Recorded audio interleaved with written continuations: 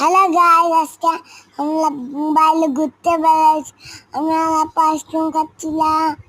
তারপরে যে আমার মুখে রেখেছিল আপু, ওই দেখো আপু আমাকে কিছু একটা দেখাতে চাইছে, দেখাতেলা হয়ে গেছিল আমার কিন্তু ওই টেবিলে অনেক ছিল না। আমি অনেক কিছু দেখতে পাইছিলাম, বেলায় কিছু একটা দেখতে পাইছিলাম। ওখানে বস কিছু একটা মিষ্টি ছিল, ওই মিষ্টিতে লাগানো ছিল সেগুলো। আর একটা মাছ ছিল, ওই মিষ্টিগুলো দিয়েছিলাম। আপু আলানো, আপু বললে কি ওগুলো মাছ, ওগুলো তো আসলে মাছ মিষ্টি ছিল।